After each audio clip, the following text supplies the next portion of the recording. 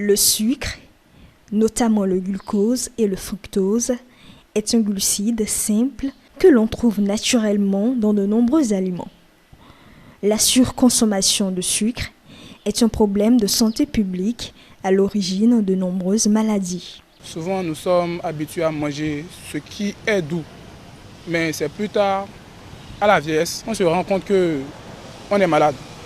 Donc quand on vieillit, on essaie de limiter, mais en fait, pendant la jeunesse, on prend assez de sucre, ce qui nous donne des problèmes de santé plus tard.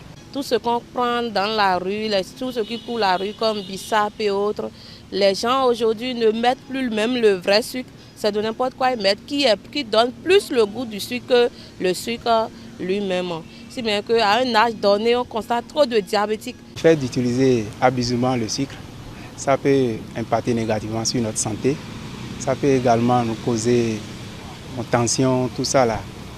Donc, il est bon de se comporter bien et être en bonne santé. Une consommation abusive du sucre implique chez certaines personnes des maladies ou pathologies ayant des impacts alarmants sur la santé. En effet, le sucre, ce n'est pas seulement la forme blanche ni la forme raffinée qu'on voit seulement. Et dans l'amidon, par exemple, il y a beaucoup de sucre. Si bien que dans notre alimentation, dans nos aliments, il y a du sucre. Une fois le sucre dans l'organisme sera transformé en glucose dans la majeure partie et ce glucose sera envoyé au niveau du sang. Donc c'est le taux de glucose dans le sang qu'on appelle la glycémie.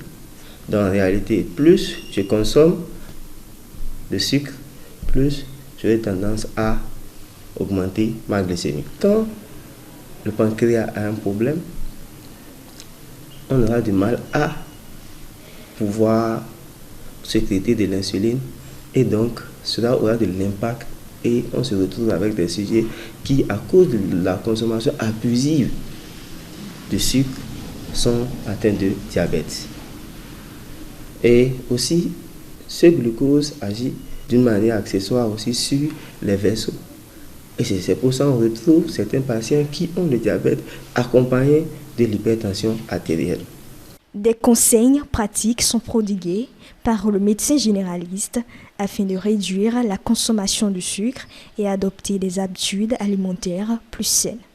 Il faut que les gens essayent de revoir leur consommation de sucre, surtout le sucre pur.